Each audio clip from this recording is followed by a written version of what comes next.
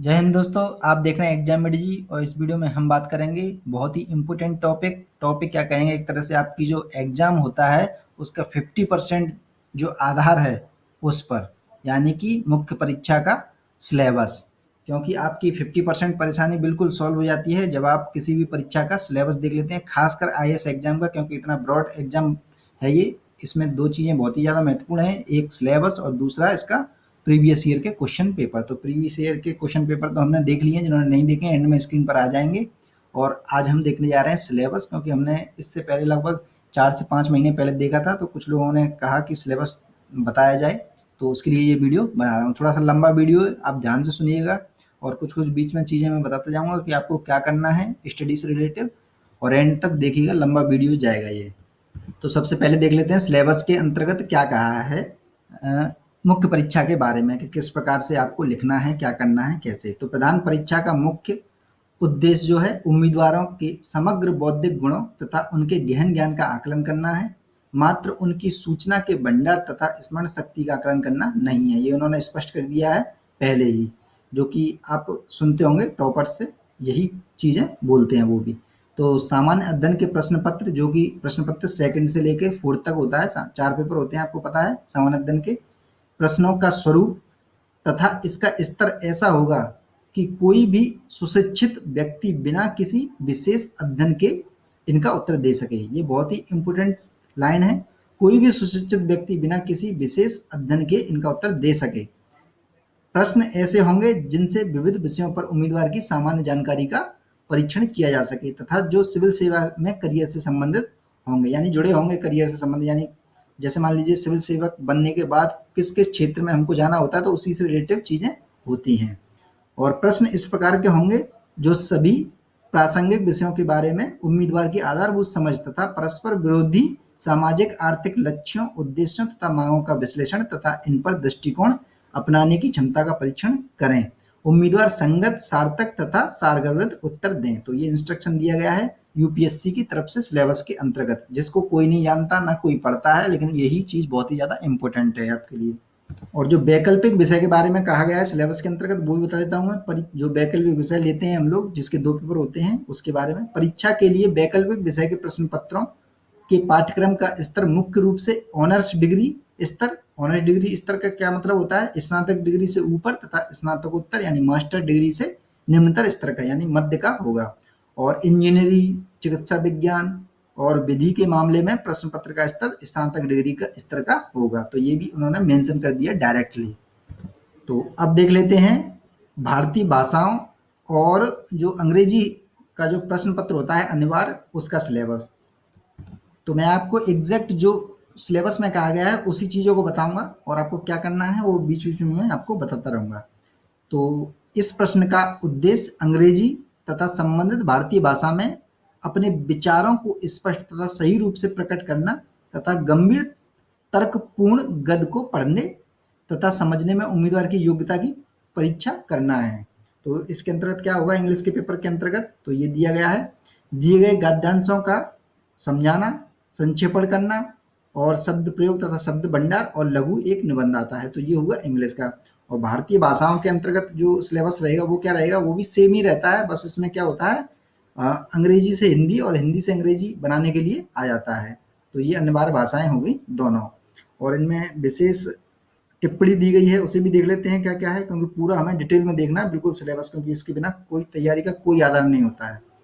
तो उसमें दिया गया टिप्पणी 1 दी गई है, भारतीय भाषा और अंग्रेजी के प्रश्न पत्र मैट्रिकुलेशन यानी कि 10th लेवल के स्तर के होंगे, जिनमें केवल अर्हता प्राप्त करनी है। जैसा कि आपको पता है 25% लेके आना है, यानी कि 300 नंबर का पेपर होते हैं दोनों, और आपको केवल और केवल 75 नंबर लेके आने हैं। और इन प्रश्न पत्रों में प्राप्तांक योग्यता क्रम के निर्धारण में नहीं गिने जाएंगे, यानी कि ये आपको पता है केवल योग्यता जो क्रम होगा उसमें नहीं गिने जाते हैं। अंग्रेजी और भारतीय भाषाओं के प्रश्नों के उत्तर उम्मीदवारों को अंग्रेजी तथा संबंधित भाषा के उत्तर जो है भारतीय भाषाओं में ही देने होंगे, अनुवाद को छोड़कर। तो ये विशेष टिप्पणी थी, तो वो मैंने आपको बता दी है। और जैसा कि आपको पता है निबंध का पेपर होता है, तो निबंध के पेपर में आपको क्या लिखना होता है वो भी टिप्पणी करी गई है किसके द्वारा? यूपीएससी के सिलेबस में। तो निबंध उम्मीदवार को एक विनिर्दिष्ट विषय पर निबंध लिखना होगा और विषयों के विकल्प दिए जाएंगे, ये तो सभी को पता है। उनसे आशा की जाती है कि अपने विचारों को निबंध के विषय के निकट रखते हुए क्रमबद्ध करें तथा संक्षेप में लिखें। ये विशेष देखिए यहाँ पर लाइन संक्षेप में यानी कि छोटा करके लिखें एक तरह से। प्रभावशाली एवं सटीक अभिव्यक्ति के लिए श्रेय दिया जाएगा।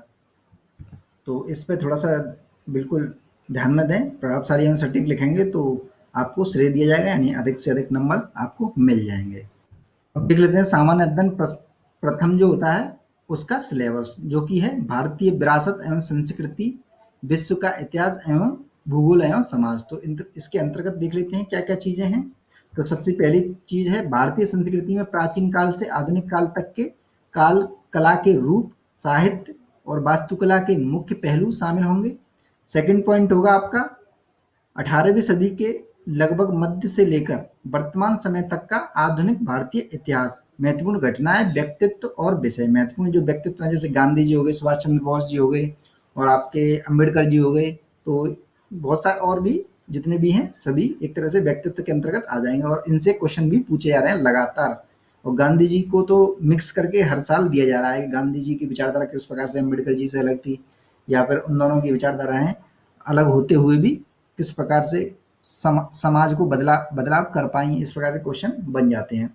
तो मैं आपको एक तैयारी का अभी थोड़ा सा एक पॉइंट बता देता हूँ। जैसे मान लीजिए सिलेबस स्टार्ट हो चुका है तो आप क्या कीजिए, एक कॉपी बनाइए अलग बड़ी, उसमें क्या करिए कि हर पॉइंट को नोट कीजिए, जो ये पॉइंट दिए गए हैं इनको नोट कर दीजिए और एक एक पॉइंट के अनुसार उसमें नोट्स अपना बनाते जाइए। छोटे छोटे पॉइंट कर लीजिए, जैसे महत्वपूर्ण घटनाएं, व्यक्तित्व का अलग बना लीजिए इस प्रकार से, यदि आप कोचिंग वगैरह नहीं कर रहे हैं, घर पर ही कर रहे हैं तो। नेक्स्ट पॉइंट है स्वतंत्रता संग्राम। तो इसके अंतर्गत क्या होगा, इसके विभिन्न चरण और देश के विभिन्न भागों में इसमें अपना योगदान देने वाले महत्वपूर्ण व्यक्ति, उनका योगदान। इसी के अंतर्गत नेक्स्ट है आपका स्वतंत्रता के पश्चात देश के अंदर एकीकरण और पुनर्गठन। और ये तो हो गया आपका भारतीय इतिहास का पूरा। अब आ गया विश्व इतिहास का। तो विश्व इतिहास में 18वीं सदी की घटनाएं, इन घटनाओं में क्या क्या होंगी ये देखिए। यथा औद्योगिक क्रांति, विश्व युद्ध, राष्ट्रीय सीमाओं का पुनः सीमांकन यानी एकीकरण, बिस्मार्क वाली नीति, ये इसी में आ जाएगी। उपनिवेशवाद की समाप्ति, राजनीतिक दर्शन शास्त्र जैसे साम्यवाद, पूंजीवाद, समाजवाद आदि शामिल होंगे और उनके रूप और समाज पर उनका प्रभाव। तो ये पूरा का पूरा क्या हो गया, विश्व इतिहास के अंतर्गत इतनी सारी चीजें आपको पढ़नी होंगी, केवल और केवल इतनी। इनमें क्या करिए आप, विश्व इतिहास जैसे कुछ लोग कह रहे थे कि हमें कुछ नहीं पता किस क्या करना है, तो जैसे इसमें दे दी गई है 18वीं सदी की घटनाएं, तो इसमें आपको क्या करना है, जैसे औद्योगिक क्रांति दी गई है तो एक टॉपिक बनाइए औद्योगिक क्रांति, बुक उठाइए उससे पूरा पढ़ लीजिए, एक शॉर्ट सा नोट्स बना दीजिए। हालांकि मैं धीरे धीरे आपको कवर तो करवा ही दूंगा लेकिन आप खुद से भी अच्छे से करें। और विश्व युद्ध, तो विश्व युद्ध प्रथम और द्वितीय, इसके कारण, प्रभाव, ऐसे करके टॉपिक बना लीजिए और बुक में से पढ़ते जाइए और बनाते जाइए। एक टॉपिक इसका बना लीजिए पूरा का पूरा, उपनिवेशवाद का, पूंजीवाद, साम्यवाद, ये सारी चीजें समझा दूंगा मैं धीरे धीरे, लेकिन हम हो सकता है लेट हो जाए, लेकिन आपको क्या करना है, फास्ट करना है एक तरह से अपना काम। और नेक्स्ट पॉइंट है आपका भारतीय समाज की मुख्य विशेषताएं, भारत की विविधता। तो इसमें ज़्यादा आपको कुछ नहीं करना, डेली न्यूज़पेपर पढ़ेंगे तो भारतीय समाज से रिलेटेड चीज़ें अपने आप ऑटोमेटिक, भारतीय समाज में तो हम रह ही रहे हैं तो उसके लिए कुछ खास करने की जरूरत नहीं है। वैसे राम आहूजा की एक बुक आती है, वो चाहें तो आप पढ़ सकते हैं, लेकिन वो केवल बताने के लिए होती है, कोई नहीं पढ़ता उसे। ये सारी चीज़ें जानते हैं। महिलाओं की भूमिकाएं और महिला संगठन, जनसंख्या एवं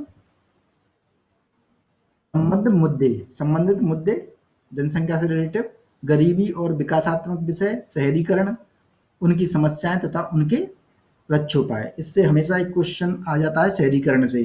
शहरीकरण का मतलब ये है कि किस प्रकार से मान लीजिए बाढ़ जो है प्रभावित कर रही है, आपदा प्रबंधन के अंदर आता है लेकिन इसमें भी आ जाता है।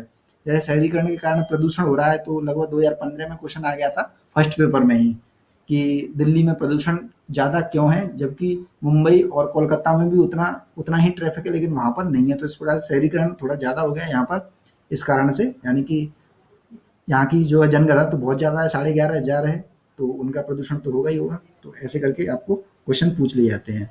नेक्स्ट पॉइंट है भारतीय समाज पर भूमंडलीकरण का प्रभाव। इससे हमेशा एक क्वेश्चन आ रहा है, किस प्रकार से आ रहा है मैं बता देता हूँ आपको। जैसे मान लीजिए कि वृद्धों का भूमंडलीकरण से क्या प्रभाव पड़ा है, वृद्धों पर, महिलाओं पर क्या पड़ा है, बच्चों पर क्या पड़ा है प्रभाव। तो इस प्रकार से क्वेश्चन बन रहे हैं आजकल, तो इसे थोड़ा सा ध्यान में रखें, टॉपिक को, बहुत ही इंपॉर्टेंट टॉपिक है ये।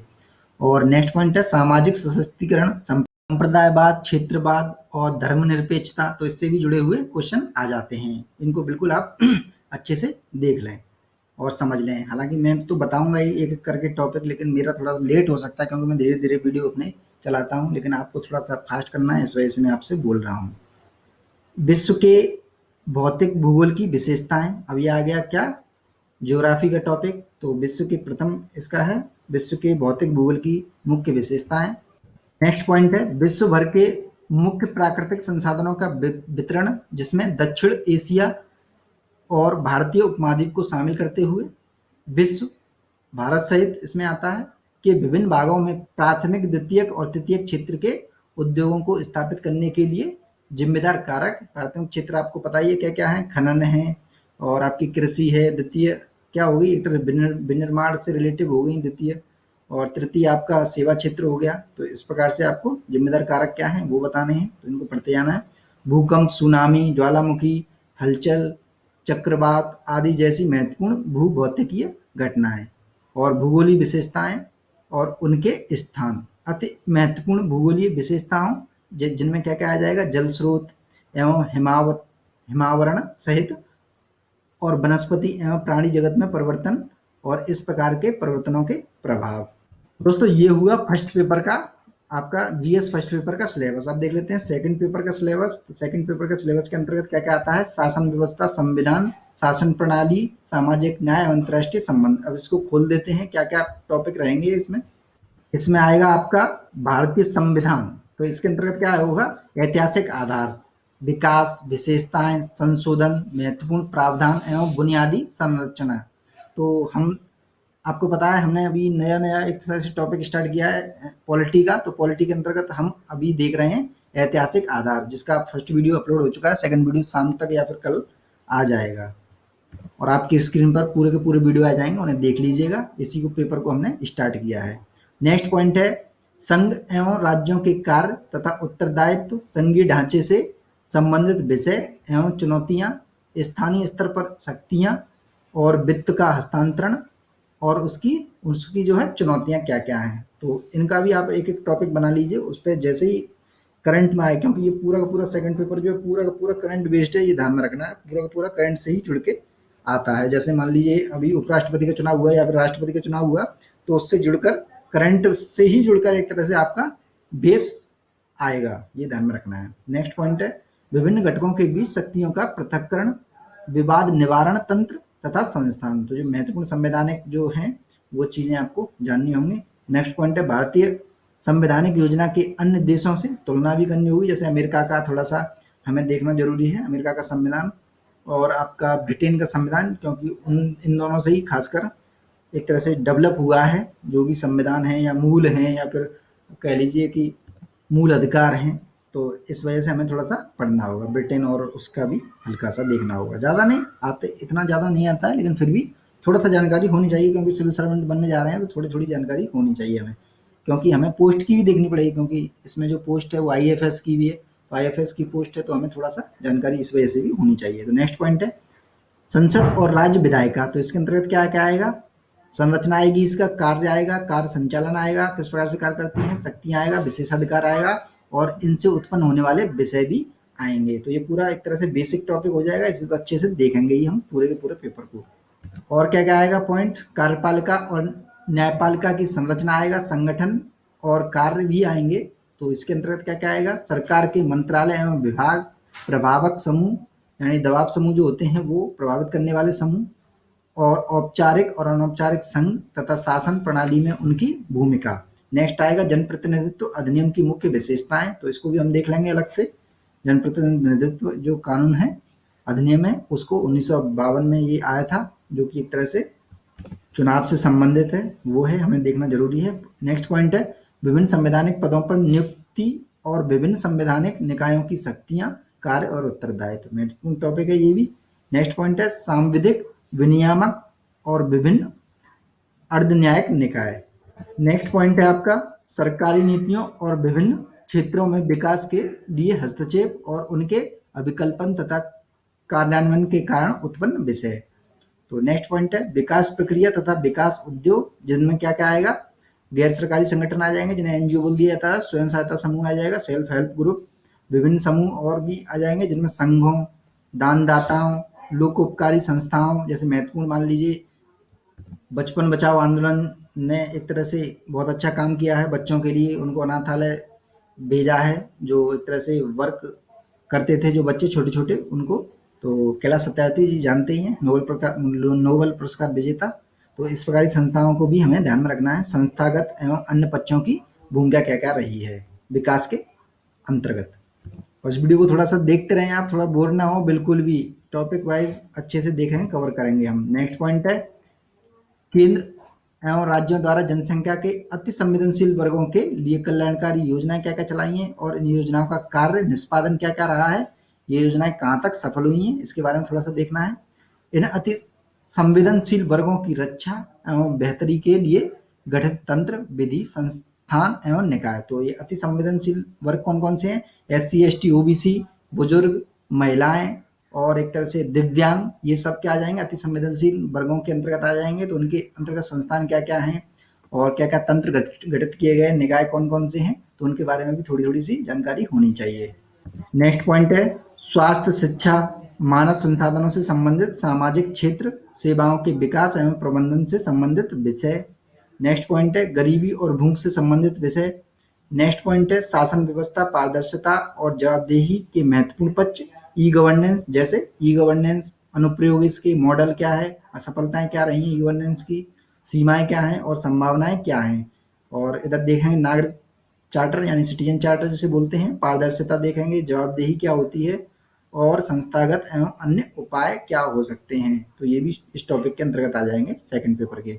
नेक्स्ट पॉइंट है लोकतंत्र में सिविल सेवकों की भूमिका, ये तो बहुत ही ज्यादा महत्वपूर्ण है क्योंकि वही तो बनने जा रहे हैं, तो वो देखना भी एक तरह से जरूरी है। नेक्स्ट पॉइंट है भारत एवं इसके पड़ोसी संबंध, तो ये भी एक तरह से IR के अंतर्गत आ जाता है जो कि आपकी डेली अपडेट होता रहता है। किससे? जो आपका संपादकीय पेज आता है उसे पढ़ते रहिए अच्छे से, न्यूज़पेपर पढ़ते रहिए, कवर हो जाता है पूरा का पूरा पेपर। इसी पेपर का नेक्स्ट पॉइंट है द्विपक्षीय, क्षेत्रीय एवं वैश्विक समूह, जो एक तरह से वैश्विक समूह है वो आ जाएंगे आपके, जैसे WTO वगैरह और WHO, ये सब आ जाएंगे वैश्विक समूह जितने भी हैं। और भारत से संबंधित और अथवा भारत के हितों को प्रभावित करने वाले कारक, जैसे मान लीजिए WTO है तो उससे जुड़ी हुई खाद्य सब्सिडी वगैरह है, तो इनसे जुड़े हुए जो मुद्दे हैं तो वो हमको जानने हैं क्योंकि अक्सर क्वेश्चन आ जाते हैं प्री में भी और मेंस में भी। नेक्स्ट पॉइंट है आपका भारत के हितों, भारतीय परिदृश्य पर विकसित एवं विकासशील देशों की नीतियां तथा राजनीति का प्रभाव क्या पड़ा है उन पर। तो नेक्स्ट पॉइंट है लास्ट पॉइंट महत्वपूर्ण अंतर्राष्ट्रीय संस्थान, अंतर्राष्ट्रीय संस्थान वही संस्थाएं एवं मंच, उनकी संरचना, अधिदेश। ये आपको दिखाई दे रहे हैं इतने सारे जो अलग अलग पॉइंट है, इनसे मान के चलिए एक क्वेश्चन बनना ही बनना, जैसे 20 क्वेश्चन आते हैं तो इसमें से एक क्वेश्चन बनना है, इसमें से एक क्वेश्चन बनना है, इसमें से एक क्वेश्चन बनना है, जो पीछे मैंने दिखाया इनमें से एक एक आपको बनना ही बनना है। अब देख लेते हैं, एक सेकंड, अब देख लेते हैं फोर्थ पेपर यानी थर्ड पेपर सामान्य अध्ययन का, जिसके अंतर्गत क्या क्या आता है, प्रौद्योगिकी, आर्थिक विकास, जैव विविधता, पर्यावरण सुरक्षा एवं आपदा प्रबंधन। तो इसको अंतर्गत क्या क्या टॉपिक हैं वो देख लेते हैं। इसके टॉपिक हैं आपके भारतीय अर्थव्यवस्था एवं योजनाएं, संसाधनों को जुटाना, प्रगति, विकास तथा रोजगार से संबंधित विषय आएंगे इसके अंतर्गत। और ये भी पूरा का पूरा पेपर जो होगा ये आपको थर्ड पेपर, ये भी पूरा का पूरा करंट बेस्ड होता है, ये ध्यान में रखना है बिल्कुल। समावेशी विकास तथा इससे उत्पन्न विषय। नेक्स्ट पॉइंट होगा सरकारी बजट, जो बजट आ जाता है हमें बजट पढ़ लेना है आपको, आर्थिक समीक्षा जो आती है वो पढ़ लेनी है थोड़ी सी, जो महत्वपूर्ण टॉपिक है उनसे ही एक तरह से ये बन जाते हैं क्वेश्चन। नेक्स्ट देख लेते हैं मुख्य फसलें, देश के विभिन्न भागों में फसलों का पैटर्न क्या क्या रहा है, सिंचाई के विभिन्न प्रकार एवं सिंचाई जैसे ड्रिप सिंचाई वगैरह, तो ये सब जानना जरूरी है। सिंचाई प्रणाली और कृषि उत्पाद का भंडार, परिवहन तथा विपणन संबंधित विषय और बाधाएं किसानों की सहायता के लिए ई प्रौद्योगिकी। तो बहुत बड़ा टॉपिक है ये, बहुत ही महत्वपूर्ण टॉपिक है, इससे क्वेश्चन बनना ही बनना है कि किस प्रकार से कठिनाइयां आ रही हैं व्यापार में, वाणिज्य में और परिवहन में, गाँव तक परिवहन ले जाने में एक तरह से क्या परेशानियां हैं, या सड़कें, ये सब चीजें इसमें इसके अंतर्गत आ जाती हैं। नेक्स्ट पॉइंट है प्रत्यक्ष एवं अप्रत्यक्ष कृषि सहायता तथा जैसे सब्सिडी वगैरह, तो इसी में आ जाता है, तथा न्यूनतम समर्थन मूल्य से संबंधित विषय, जन वितरण प्रणाली यानी पीडीएस। उद्देश्य क्या है इसके? कार्य, सीमाएं, सुधार और बफर स्टॉक तथा खाद्य सुरक्षा संबंधी विषय, प्रौद्योगिकी, मिशन, पशुपालन संबंधी अर्थशास्त्र। तो इसके बारे में भी थोड़ा सा जानकारी होनी चाहिए। और इसी के अंतर्गत नेक्स्ट पॉइंट है भारत में खाद्य प्रसंस्करण यानी फूड प्रोसेसिंग एवं संबंधित उद्योग। इससे संबंधित जो भी उद्योग हैं वो कार्य क्षेत्र इसका तथा महत्व, स्थान, ऊपरी और नीचे की अपेक्षाएं और आपूर्ति श्रृंखला प्रबंधन, किस प्रकार से आपूर्ति की श्रृंखला है उसका जो है मैनेजमेंट हो सकता है, उसके बारे में भी जानकारी होनी चाहिए। नेक्स्ट पॉइंट है भारत में भूमि सुधार। नेक्स्ट पॉइंट है उदारीकरण का अर्थव्यवस्था पर प्रभाव, औद्योगिक नीति में परिवर्तन तथा औद्योगिक विकास पर उनका प्रभाव। नेक्स्ट पॉइंट है बुनियादी ढांचा, जिसके अंतर्गत बुनियादी ढांचे के अंतर्गत क्या क्या चीजें आती हैं? ऊर्जा, बंदरगाह, सड़क, विमानपत्तन, रेलवे। तो इनकी भी थोड़ी थोड़ी सी जानकारी होनी चाहिए, किस प्रकार से हमारा देश विकास कर रहा है और दूसरे देशों से कनेक्ट हो रहा है। जैसे आपने सुना होगा अभी हाल ही में क्या हुआ है, नेपाल, बांग्लादेश और भूटान और हमने मिलके क्या किया है, एक साइन किया है जिसमें बंदरगाह पत्तन जो है डेवलप होगा और सड़क डेवलप होंगी। तो इस प्रकार से थोड़ी सी जानकारी हमें होनी चाहिए। नेक्स्ट पॉइंट है निवेश मॉडल, हमें पता होना चाहिए भारत का क्या है। नेक्स्ट पॉइंट है विज्ञान एवं प्रौद्योगिकी। तो इसके अंतर्गत क्या होगा? विकास एवं अनुप्रयोग और रोजमर्रा के जीवन पर इसका प्रभाव। तो ये ध्यान में रखना है, इसमें बिल्कुल करंट बेस्ड आते हैं। जैसे मान लीजिए 104 रॉकेट भेज दिए, 104 उपग्रह भेज दिए हमारे देश ने, तो उसका क्या एक तरह से रोजमर्रा के जीवन पर क्या प्रभाव होगा ये पूछ लिया जाएगा आपसे। नेक्स्ट पॉइंट है विज्ञान और प्रौद्योगिकी में भारतीयों की उपलब्धियां क्या रही हैं। आज तो हमारा देश एक तरह से विज्ञान और प्रौद्योगिकी में काफी आगे बढ़ रहा है, आप न्यूज़पेपर पढ़ते ही होंगे। देशज रूप से प्रौद्योगिकी का विकास और नई प्रौद्योगिकी का विकास, और इसके अंतर्गत क्या क्या आएगा? सूचना प्रौद्योगिकी, अंतरिक्ष, computer, robotics, nano technology, biotechnology और बौद्धिक संपदा अधिकारों से संबंधित विषयों के संबंध में जागरूकता। तो आप क्या कीजिए, इन टॉपिक का एक एक दो दो तीन तीन चार चार पेज का एक तरह से बना लीजिए और जिसमें करंट में जो भी चीज़ें आए उसे लिखते जाइए और थोड़ा सा बेस भी इनका तैयार कर लीजिए, तो ये चीज़ें हो जाएंगी।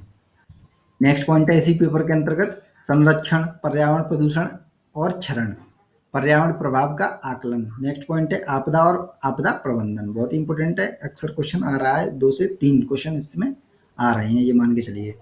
और नेक्स्ट पॉइंट है विकास और फैलते उग्रवाद के बीच संबंध, यानी कि आपको आंतरिक सुरक्षा और आतंकवाद से जुड़े हुए क्वेश्चन भी आ जाते हैं। 2015 और 16 में भी क्वेश्चन आए हैं काफ़ी, और एक तरह से आईएसआईएस से रिलेटिव भी क्वेश्चन आ रहे हैं, किस प्रकार से फेसबुक या फिर सोशल मीडिया उसको प्रचार कर रही है, इस प्रकार से क्वेश्चन बन जाते हैं, तो उन पर भी थोड़ा सा फोकस करते रहिएगा। नेक्स्ट पॉइंट है आंतरिक सुरक्षा के लिए चुनौतियां उत्पन्न करने वाले शासन विरोधी तत्वों की भूमिका, और पत्थरबाज जो वही कश्मीर के क्या क्या तथाकथित कहते ही हैं उन्हें, तो वो चीज़ें एक तरह से आ जाएंगी इसमें, विरोधी तत्व हैं ये। नेक्स्ट पॉइंट है संचार नेटवर्क के माध्यम से आंतरिक सुरक्षा को चुनौती, तो ये तो डायरेक्टली क्वेश्चन आ रहा है हर साल।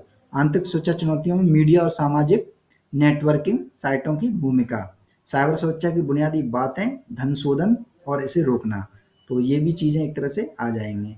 बहुत ही इंपॉर्टेंट है, अलग अलग टॉपिक बनाइए, एक एक तीन तीन चार चार पेज का अलग टॉपिक एक लिख लीजिए, जैसे सामाजिक नेटवर्किंग साइट की भूमिका, तो इससे जुड़े हुए जो भी करंट में मुद्दे हों, जैसे साइबर सुरक्षा करंट में मुद्दे हों उन्हें लिखते जाइए।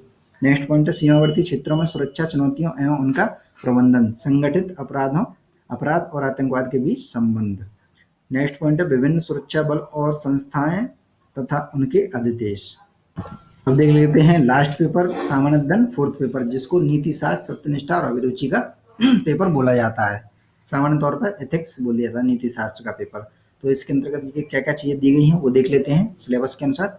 इस प्रश्न पत्र में ऐसे प्रश्न शामिल होंगे जो सार्वजनिक जीवन में उम्मीदवारों की सत्यनिष्ठा, ईमानदारी से संबंधित विषयों के प्रति उनकी अभिवृत्ति तथा अभिवृत्ति होता है एक तरह से व्यवहार मान लीजिए, तथा उनके दृष्टिकोण तथा समाज से आचार व्यवहार में विभिन्न मुद्दों तथा सामने आने वाली समस्याओं के समाधान को लेकर उनकी मनोवृत्ति का परीक्षण करेंगे।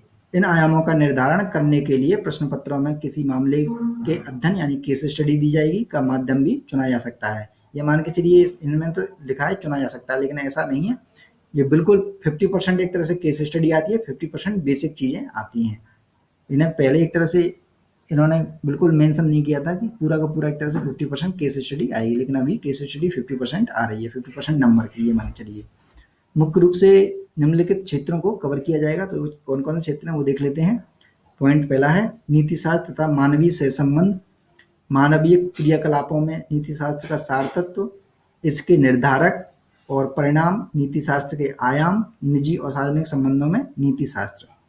मानवीय मूल्य, जिसमें महान नेताओं, सुधारकों तथा प्रचारकों प्रशासकों के जीवन तथा उनके उपदेशों से शिक्षा मूल्य विकसित करने में परिवार, समाज तथा शैक्षणिक संस्थाओं की भूमिका।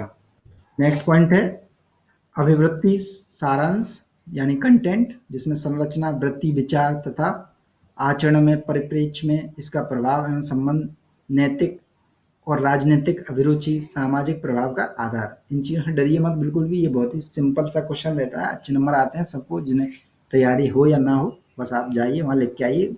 बिल्कुल व्यवहारिक क्वेश्चन आते हैं, ये सब तो एक तरह से ज़्यादा ही कुछ टिपिकल सा कर दिया है, ये मान के चलिए। नेक्स्ट पॉइंट है सिविल सेवा के लिए अभिरुचि तथा बुनियादी मूल्य, सत्यनिष्ठा, भेदभाव सहित तथा गैर तरफदारी, निष्पक्षता, सार्वजनिक सेवा के प्रति समर्पण भाव, कमजोर वर्गों के प्रति सहानुभूति, सहिष्णुता तथा संवेदना। तो इन सब जो शब्द दिए गए इनके बारे में थोड़ी थोड़ी सी जानकारी होनी चाहिए, बेसिक वो बता दिया जाएगा आपको, और आप एक बुक ले लीजिएगा, उसमें आपको चीज़ें मिल जाएंगी बिल्कुल। नेक्स्ट पॉइंट है भावनात्मक समझ, जिसके अंतर्गत अवधारणाएं तथा प्रशासन और शासन व्यवस्था में उनके प्रयोग और उपयोग और प्रयोग। नेक्स्ट पॉइंट है भारत और विश्व के नैतिक विचारकों एवं दार्शनिकों के योगदान। तो जो महत्वपूर्ण है उनको तो हम वैसे भी पढ़ते हैं, हमारी इच्छा होती है अंदर से पढ़ने की, तो और थोड़ा सा पढ़ लें, कोई दिक्कत नहीं है। नेक्स्ट पॉइंट है लोक प्रशासनों में लोक या फिर सिविल सेवा मूल्य तथा नीति शास्त्र स्थित तथा समस्याएं, सरकारी तथा निजी संस्थानों में नैतिक चिंताएं एवं दुविधाएं, नैतिक मार्गदर्शन के स्रोतों के रूप में विधि, नियम, विनियम तथा अंतरात्मा, शासन व्यवस्था में नीतिपरक तथा नैतिक मूल्यों का सुदृढ़ीकरण, अंतर्राष्ट्रीय संबंधों तथा निधि व्यवस्था यानी फंडिंग में नैतिक मुद्दे, फंडिंग होती है उसमें नैतिक मुद्दे क्या क्या हैं। जैसे अभी हाल ही में क्या हुआ है, इस बार सरकार ने कदम उठाया है कि जो फंडिंग हुआ करेगी वो 20,000 से, जो राजनीतिक फंडिंग है वो 20,000 से घटा के क्या कर दिए 2,000 कर दी है। तो इस प्रकार के मुद्दे भी आ सकते हैं इसमें। कॉर्पोरेट शासन व्यवस्था। नेक्स्ट पॉइंट है शासन व्यवस्था में ईमानदारी, लोक सेवा की अवधारणा, शासन व्यवस्था और ईमानदारी का दार्शनिक आधार, सरकार और सूचना का आदान प्रदान और पारदर्शिता, सूचना का अधिकार और नीतिपरक आचार संहिता, आचरण संहिता, नागरिक घोषणा पत्र, कार्य संस्कृति। तो इन शब्दों की जानकारी होनी चाहिए थोड़ी थोड़ी सी। आचार संहिता, कार्य संस्कृति, इस प्रकार से सेवा प्रदान करने की गुणवत्ता, लोक निधि का प्रयोग, भ्रष्टाचार की चुनौतियां क्या क्या हैं वो, और उपयुक्त विषयों, ये जितने भी विषय हैं उनसे संबंधित केस स्टडी। यानी 50% आपका यहाँ तक रहेगा और 50% पूरा का पूरा केस स्टडी आएगा। तो वो मैंने आपको पेपर उपलब्ध कराया था, आपकी स्क्रीन पर आ जाएंगे पेपर, उन्हें देख लीजिएगा अच्छे से। और इस वीडियो में इतना ही, पूरा का पूरा सिलेबस कवर हो चुका है आपका। और इस वीडियो को लाइक कर दें, शेयर कर दें, और जिन्होंने सब्सक्राइब नहीं किया सब्सक्राइब कर लें और देखते रहें एग्जाम मेडी जी। जय हिंद, जय भारत। और आपको यदि यूपीपीएससी की तैयारी करनी है, डिस्क्रिप्शन में लिंक मिल जाएगा, वहाँ पर जाके उस चैनल को भी सब्सक्राइब कर लीजिएगा, डेली वीडियोज़ में भी डाले जा रहे हैं। तो देखते हैं एग्जाम मेडी जी। जय हिंद, जय भारत, धन्यवाद।